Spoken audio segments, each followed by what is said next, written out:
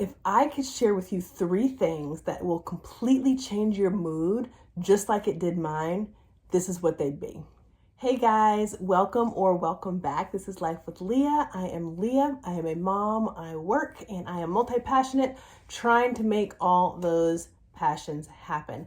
Now, if you have been following along, then you know I have been doing a soft September where I am recalibrating my energy from the chaos of the summer and bringing it down into the fall, entering this winter arc, and really trying to settle my nervous system from being so amped up all the time. So I posted a video a few weeks ago outlining all of my goals for soft September. I'm going to link it right here. And if you haven't watched that, wait till the end of this video, then go back and watch that. But this is an update on how things have been going with my soft September. All right, of the things that I decided to do with soft September, a couple of them kind of have shown up more for me this week. So the first one is centering movement.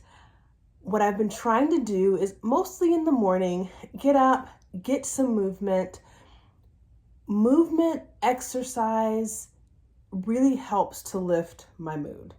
And I've known this, but I let it slide. And whenever I'm focusing on exercise as a weight loss tool, it's so much easier to let it slide. But when I'm focusing on movement because my brain needs it, it's way easier to remain consistent. So why does exercise help you? Why does exercise lift your mood? Well, it is scientific, and as a physician, of course, you know, we're going to talk about some hormones and neurotransmitters. When you exercise, whether it's cardio, HIIT, or weightlifting, that muscle expenditure, that elevation in your heart rate, that stimulation of your sympathetic nervous system helps to release certain chemicals. Those include dopamine, serotonin, endocannabinoids, endorphins, and norepinephrine. All of these things have their specific jobs to do in your body. So serotonin is a mood stabilizer. It promotes happiness.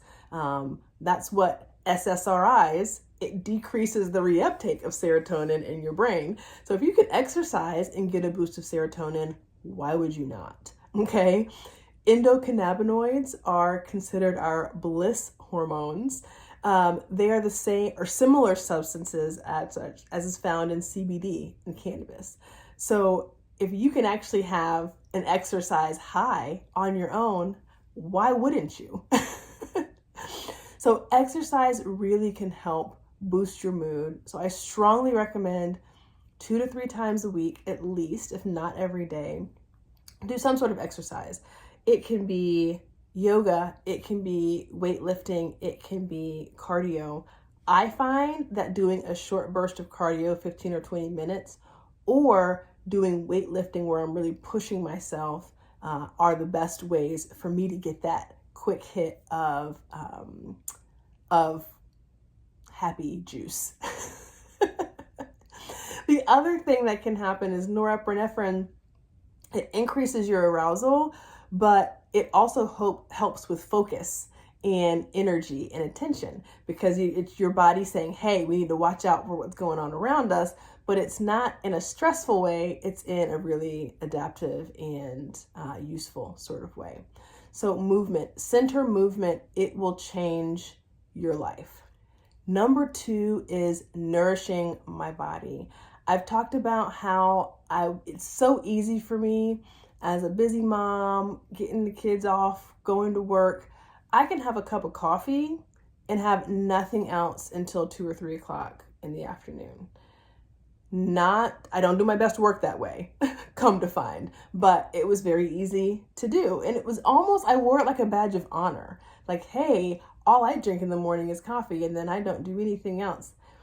I find that when I have a high protein breakfast first thing in the morning, or not first thing, but before I start work, it really helps to fuel my focus and my energy.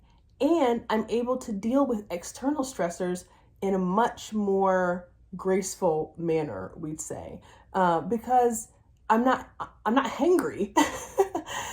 I also have noticed that I feel like my nails are growing really nicely because I think I'm getting more protein overall. So the breakfast that I've been enjoying is the egg bake that I've talked about. Veggies, a protein, season it up, mix it. You can put it in a single pan. I put it in muffin tins this week. Really easy for portion control. And that has really been fantastic and helpful.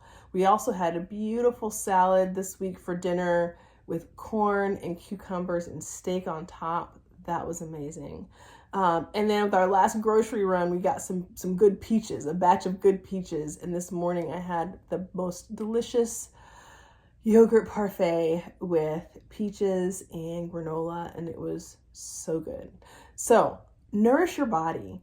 Think about treating yourself. If you have kids, think about treating yourself like you would treat your kids. You would not let them go out of the house for their full day hungry and starved and didn't eat anything since yesterday. So why would you let yourself do that?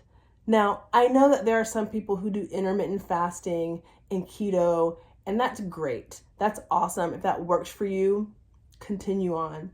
But for me, nourishing my body helps decrease my stress by saying, hey, you're not starving and you don't have to be in hunter-gatherer mode. You are well fed and you can focus on other things. All right, the third and final. Before we talk about this third and final thing, stop for a moment. If any of this series, the Soft September, has resonated with you, if it's been helpful, like the video, comment down below. Tell me, what have you done and how has it changed your mood? How has it changed your day-to-day life? Also, if it's been helpful, share this with somebody. Share this with someone who you think might benefit from slowing down or knowing how to go about slowing down and shifting their energy. Because we don't gatekeep here.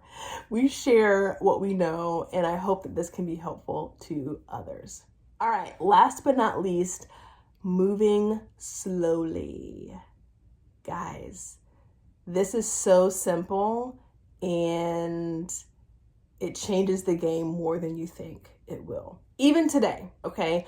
I dropped Avery off at school and I was going to the coffee shop to get some work done. I parked far away on purpose so that I could walk and be outside for a little bit. But I found myself hustling, like New York Shuffle. And I was like, why am I in a hurry? I'm not meeting anybody.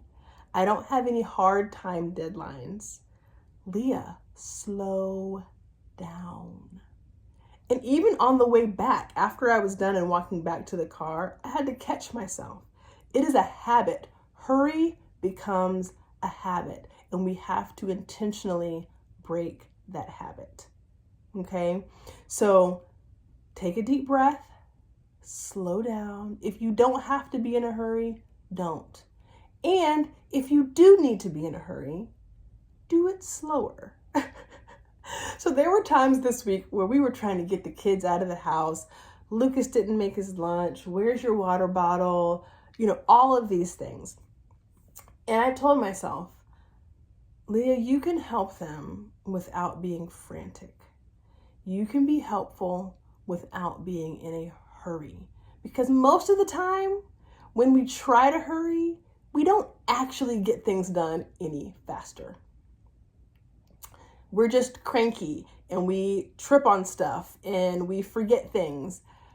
If I can just take a deep breath and be efficient, but I don't have to hurry, that helps my nervous system say, hey, there's no bear, there's no saber-toothed tiger, there's no hurricane coming right now. You can just walk, you can just go slow down, and everything will be fine.